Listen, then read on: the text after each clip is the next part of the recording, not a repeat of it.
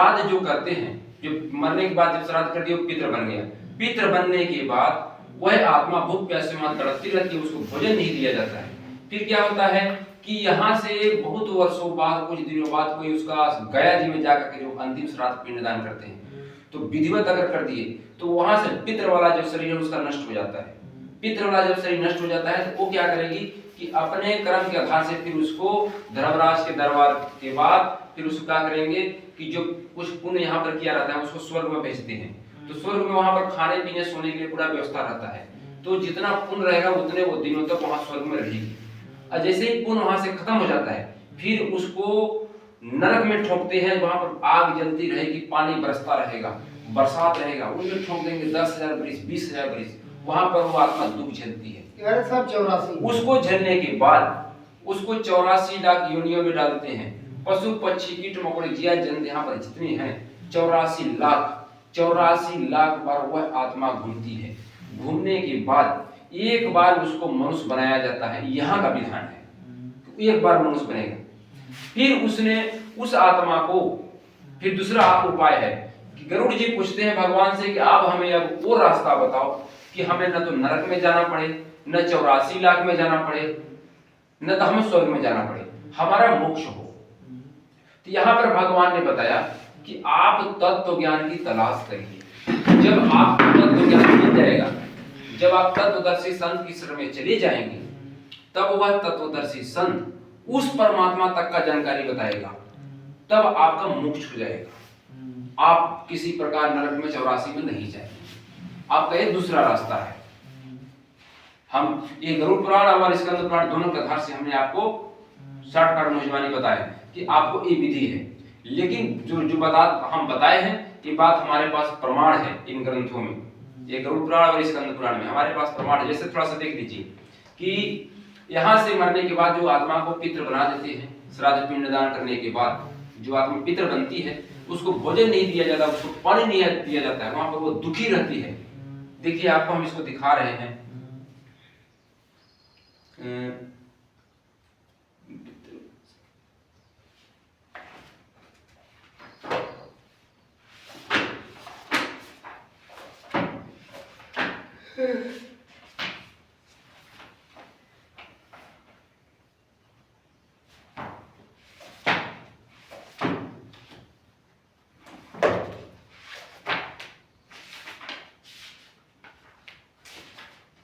यहाँ पर एक स्कंद पुराण है, इसका पेज नंबर है 1189।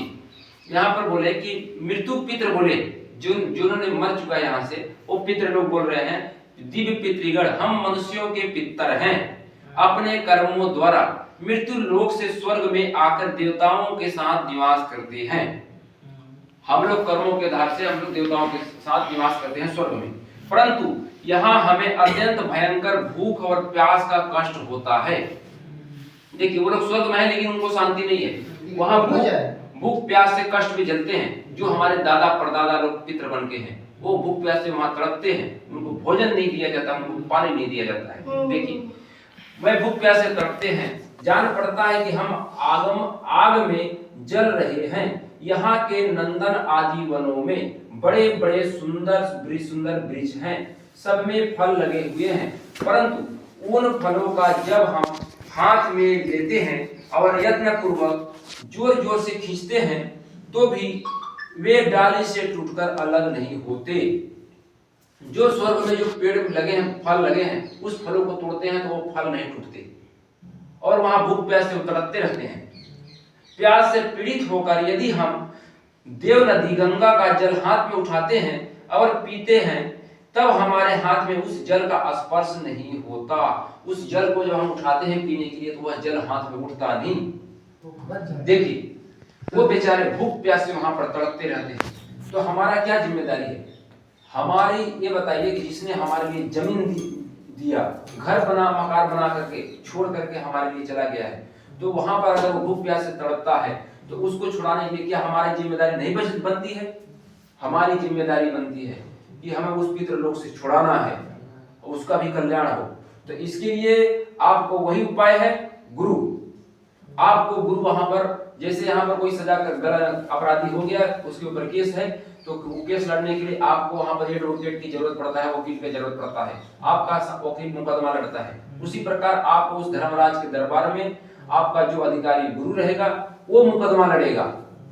कोई एक जो लंबे लंबे जटा रखा लिए पाखंडी नहीं, वो गुरु जो अधिकारी गुरु होगा वहां पर जाएगा आपके साथ, वहां धर्मराज के दरबार में आपकी मुकदमा लड़ेगा कि नहीं ये आत्मा अब हमारी हो चुकी है, इसको छोड़ो, ये दोबारा गलती नहीं करेगी, अपनी जो तुम्हारा ये फल है अपनी कमाई लो, आज से गलती नहीं करेगा, इसको अब छोड़ दो, ये हमारा हो चुका है। वो मुकदमा लड़ेगा, वहां से आपकी जीत कराएगा। तो यहाँ पर ये चीज आती है। और एक प्रमाण और देखिए कि जैसे कि श्राद्ध पिंडदान का जो भोजन करते हैं उन्हें क्या मिलता है?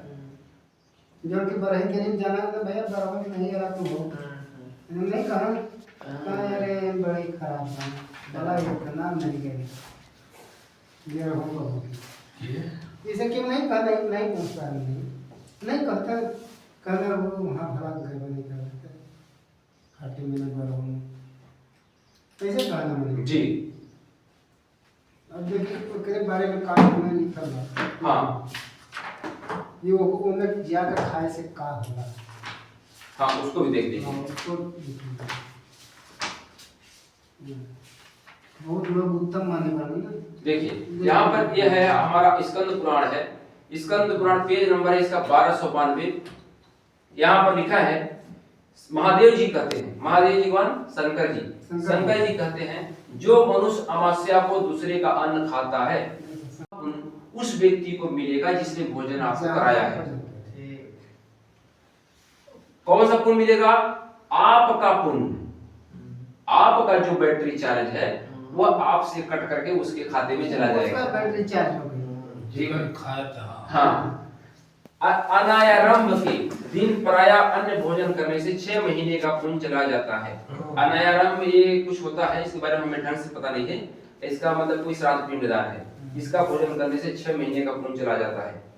विषय काल में प्रांत भोजन करने पर, विषय कहने श्राद्ध पिंडदान के समय जो विषय काल से श्राद्ध करते हैं उस समय का भोजन करने पर 3 मास का पुण्य चला जाता है। यदि चंद्र ग्रहण और सूर्य ग्रहण के अवसर पर मनुष्य भोजन करे तो 12 वर्षों से एकत्र किया हुआ सब पुण्य नष्ट हो जाता है। जो सूर्य चंद्र ग्रहण लगा खा लेते हैं उस समय का भोजन कर लिए तो 12 साल का पुण्य चला जाता है।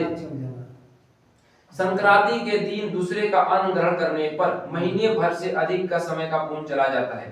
मकर संक्रांति को अगर दूसरे का भोजन कर लिए तो महीने भर का जो आपका पुण्य है वो चला जाएगा, जिसका खाए रहेंगे उसके पास।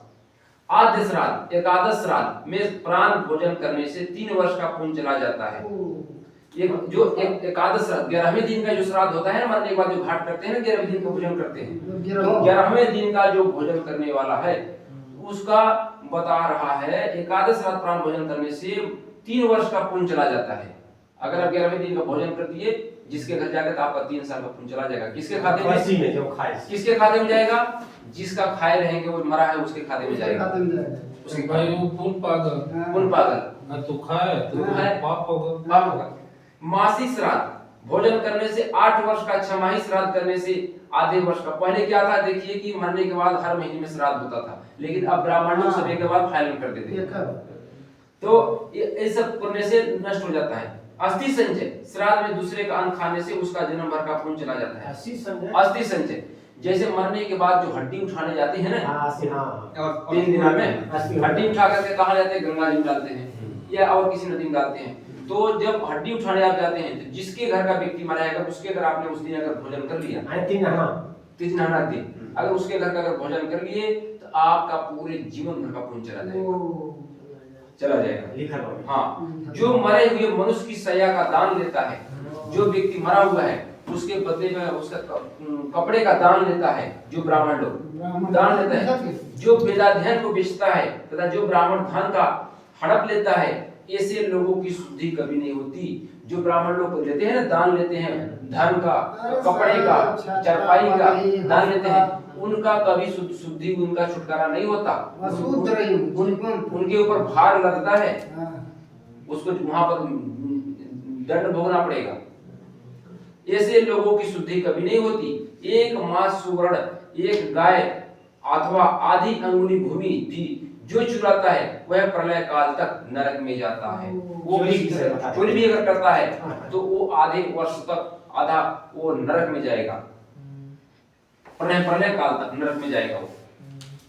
तो इस प्रकार से यहाँ पर ये चीज बता दिया कि हमें श्राद्ध भोजन नहीं करना चाहिए, इन सबको नहीं करना चाहिए। श्राद्ध भोजन करने से देखिए गरुड़ पुराण में लिखा है पूर्ण मतलब क्षति होती है। श्राद्ध जो भोजन करते हैं आठ दिन पूरा जीवन भर चलता है। देखिए इसी गरुड़ पुराण में बताती है कि श्राद्ध भोजन करने से, ये गरुड़ पुराण इसमें बताया कि किसी के मरण शौच में, कोई व्यक्ति मरा है, मरण शौच में एकादश का भोजन करने वाला कुत्ता बनता है। 11वें दिन का भोजन गरुड़ पुराण में लिखा है। जिस गरुड़ पुराण के आधार से श्राद्ध पिंडदान होते हैं, घाट प्रण क्रिया होती है, वो कह रहा है कि मरने के बाद जो भोजन करता है तो 11वें दिन का उसको बनने वाला कुत्ता बनता है। वो अगर खा लिया तो कुत्ता बनता है। देव द्रव भोक्ता, देवलक ब्राह्मण मुर्गी की योनि प्राप्त करता है। जो ब्राह्मण भोजन करता है वो मुर्गी की योनि प्राप्त करता है, मुर्गा बनता है। जो ब्राह्मण धर्म द्रव्यान दर्जन के लिए देवताओं की पूजा करता है वह देवलक कहलाता है। वह देव कार्य पितृ कार्य में निंदनीय है। जो ब्राह्मण धन लेने के चक्कर में देखोटी देवताओं की पूजा करता है कि लोग हमारे पीछे आए हमको दे, तो वो क्या करता है, मरने के बाद वो भी वो मुर्गी की योनि को जाता है, देवलोक को प्राप्त होता है। वह न तो देव पूजा करने की न कुछ करने की वो अधिकारी नहीं है, क्योंकि वो धन की इच्छा करती है। आप धन की इच्छा नहीं कर सकते हो, हमें धन चाहिए तो हम पूजा करेंगे। आप धन लेने का अधिकारी नहीं हो। नहीं मान लिया तो नहीं, ये तो आप पेट पालने के चक्कर में आप कर रहे हो, इसी बात है। तो इसमें बहुत सारे गरुड़ पुराण में बहुत सारी जानकारी दी है, ये नरक के बारे में, योनियों के बारे में, पढ़ने में काफी समय लगता है। ये ग्रंथ है भाई, कोई अंतर नहीं है। इतने मोटे मोटे ग्रंथ को हम ऐसा बा कि पूजा पंथ जौन आदमी करता, जौन जानकारी बा बंद कर देती भगत जी। जो हमने ज्ञान समझाया है इसमें आप लोग क्या संतुष्ट हैं? ठीक बा। तो हमें क्या तत्वदर्शी संत की शरण में जाना चाहिए? जाना चाहिए। हाँ जाएंगे। तो आज तत्वदर्शी संत संत रामपाल जी महाराज आ चुके हैं। क्या संत रामपाल जी महाराज से नाम दीक्षा लेना चाहिए? भाई ये प्रकार की बात ले वही चाहिए जी भाई, हर चीज के फायदा। हाँ हम लोग झूरा में फालतू भटकत की जी, उसे कोई लाभ हो कि नहीं यार जी, तो आखिर मतलब सच्चा गुरु तो भाई होना ही चाहिए। हम भी कहे मतलब हम यही से बतेगी ना कि आदमी की तन की कुछ गुरु माना चाहिए है। तो जैसा हम बतैली कि हम इतना जैसा हम करत है ठीक है। चलिए ठीक है। तो अब हम आप लोगों को